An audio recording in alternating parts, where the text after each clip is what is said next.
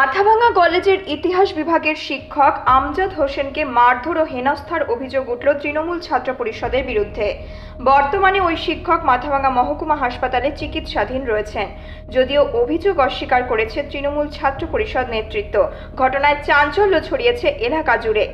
জানা যায়, এদিন কলেজের শিক্ষকদের সঠিক সময়ে আসা, কলেজের পঠন পাঠন ঠিকঠাকভাবে হওয়া সহ বিভিন্ন দাবি দাওয়া নিয়ে কলেজ গেটের সামনে প্রথমে অবস্থান বিক্ষোভ করে তৃণমূল ছাত্র পরিষদ।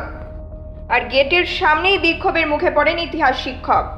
পরবর্তীতে তারা কলেজের অধ্যক্ষকে একটি স্মারকলিপি প্রদান করতে গেলে ইতিহাস বিভাগের শিক্ষক আমজাদ হোসেনের সাথে কিছু কথা নিয়ে তার ওপর চড়াও হয় তৃণমূল ছাত্র পরিষদের সদস্যরা বলে অভিযোগ ওঠে।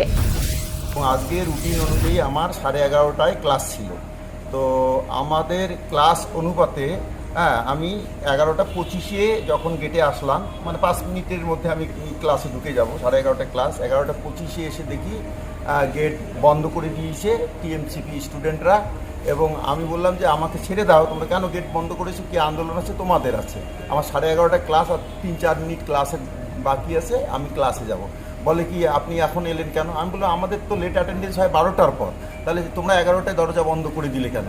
ওরা 2-3 জন আমাকে খেপে ধরতে আসে, এরকম অবস্থা। তারপরে একজন এসে বললো আপনি স্যার ওখানে থাকুন। ওখানে আছি। তারপর ওরা 12টার দিকে দরজা খুলে, 12টার একটু আগে খুলে দিল। এবার আমরা টিচার্স রুমে চলে গেলাম। আমি টিচার্স রুম থেকে তারপরে আবার প্রিন্সিপালের রুমে যাচ্ছিলাম। তো দেখি প্রিন্সিপালের রুমে প্রচুর স্টুডেন্ট, মানে ওদেরই স্টুডেন্ট, ওরা ভরে আছে। তখন প্রিন্সিপালের রুমে আমি ঢুকলাম না ঢুকে আমি ওখানেই একজন আমাদের স্টাফ কাম, ও আগে ইউনিয়নের ছেলে ছিল, ওকে বললাম দেখো এই ব্যাপারগুলো কিন্তু ঠিক নয়, কারণ টিচারদের বিরুদ্ধে এরকম আর মানে আইন বিরোধী কাজ করা। আমাদের 12টায় লেট অ্যাটেন্ডেন্স হয়, 12টার পর। আমি 11:30টার আগে আসলাম, 11:30টায় আমার ক্লাস অ্যাকর্ডিং টু রুটিন। তাহলে তোমরা এভাবে আমাদের অপদস্থ করলে কেন? ও বলে কে বলছে আপনাকে যে 12টার পরে আসলে লেট অ্যাটেন্ডেন্স, আপনি লিখিত দেখান। এবং আমার কাছে তো কোনো লিখিত নেই, তাহলে তুমিই লিখিত দেখাও যে কয়টায় আমাদের আসতে হয়, তাহলে সেটা একটা দাও, তাহলে সেই অনুপাতে আমরা আসবো। ও তখনই খেপে গেল। খেপে গিয়ে তখন ওর প্রিন্সিপাল রুম থেকে যারা ছিল তারা সবাই এসে একদম গোল করে আমাকে মানে ঘিরে ধরলো এবং উল্টাপাল্টা গালি দেওয়া শুরু করলো। তারপরে আমি নিজেকে মানে আর কোনো ওদের সঙ্গে কোনো হাতাহাতিতে আমি যাইনি। আমি বলছি, বুক পেতে দিয়েছি যে তোমরা মারো, দরকার হলে পাথর মারো, গুলি মারো, যা মারো, আমি আছি। তোমরা যদি আমাকে মেরে শান্তি পাও, আমি আছি। তারপর আমাকে 2-1 স্টাফ টেনে আইকিউএসি রুমে নিয়ে গেল এবং সেই স্টাফরাও প্রচুর বাড়ি খেয়েছে। তার মধ্যে রফিক বলে একজন আছে, সেও বাড়ি খেয়েছে অনেকগুলো।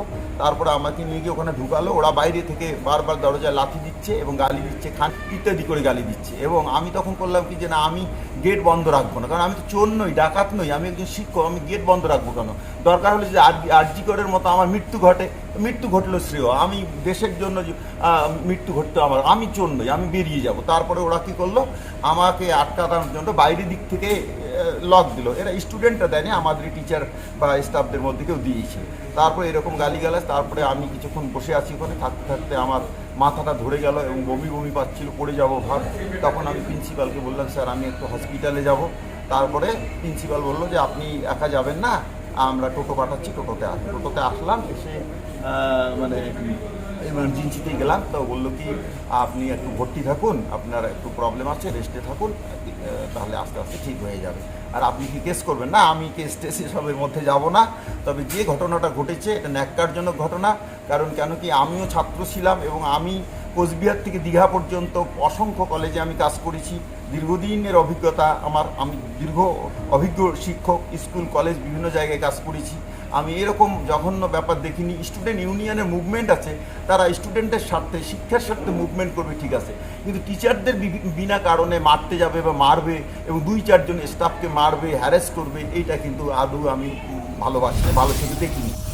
এ নিয়ে মাথাভাঙা কলেজের অধ্যক্ষ ডক্টর দেবাশিস দত্তের বক্তব্য, মারধরের কোনো ঘটনা ঘটেনি, কথা কাটাকাটি হয়েছে। কলেজ গেটে ছাত্রদের একটা বিক্ষোভ ছিল। প্রিন্সিপাল সেখানে উপস্থিত হওয়ার সঙ্গে সঙ্গে এবং ছাত্রদের সঙ্গে কথা বলার সঙ্গে সঙ্গে সেই বিক্ষোভ উঠে যায়। ছাত্ররা অত্যন্ত সদর্থক আচরণের মধ্য দিয়েই সেই বিক্ষোভ তারা তুলে নেয়। তারপরে ছাত্ররা একটা ডেপুটেশন দিতে এসেছিল, অর্থাৎ তাদের যা বক্তব্য, সেই বক্তব্যগুলো তারা লিখিত আকারে আমার কাছে দিতে এসেছিল। বক্তব্যের মধ্যে ছিল লাইব্রেরিতে ছাত্রছাত্রীদের বই দিতে হবে, অনেকে পাচ্ছে না ঠিকঠাক, ক্লাসগুলো যাতে আরও কিছু স্পেশাল ক্লাসের ব্যবস্থা করা যায় ছাত্রছাত্রীদের জন্য।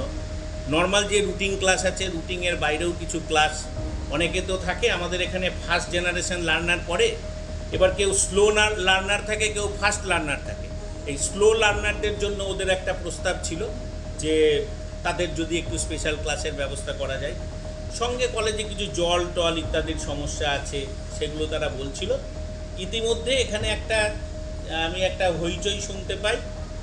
আমি যাই, গিয়ে দেখি আমাদের ইতিহাস বিভাগের অধ্যাপক ডক্টর আমজাদ হোসেনের সঙ্গে ছাত্রদের একটা কথা চলছে, কিন্তু আমি কোথাও স্যারকে আঘাত করা ছাত্রদের পক্ষ থেকে এগুলো আমি দেখিনি। আমার চোখের সামনেই ঘটেছে বিষয়গুলো।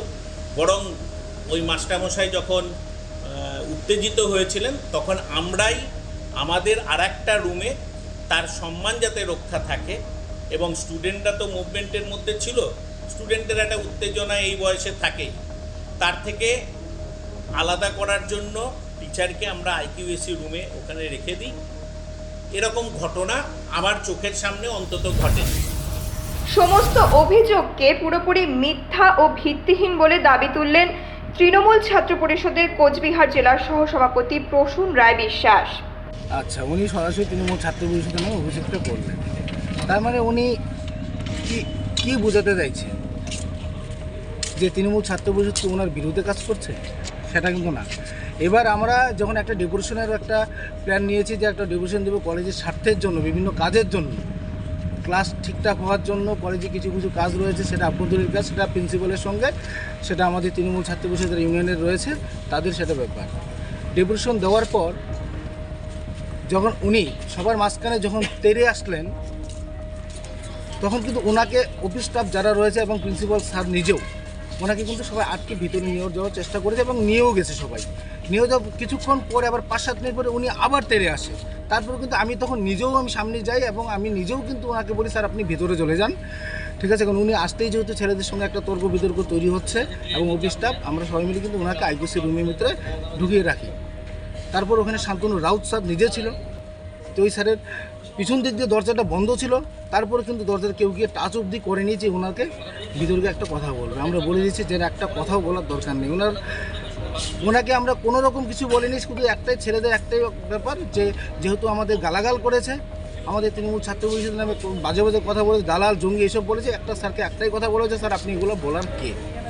আমরা ছাত্রদের স্বার্থে কাজ করব, এটা আপনাদের বলার কি? গেটের বাইরে যেভাবে অন্য টিচাররা ছিল, আপনিও একটু সময় থাকতে পারতেন, স্যারের সব প্রিন্সিপাল স্যারের সঙ্গে কথা হলে পরে এই গেট এমনি খুলে দিত, সেটা নিয়ে কোনো বড় করার ইস্যু করার দরকার ছিল না।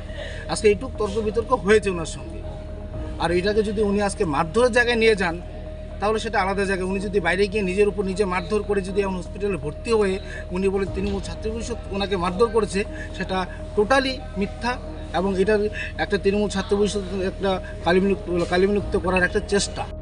Bureau report, news metro.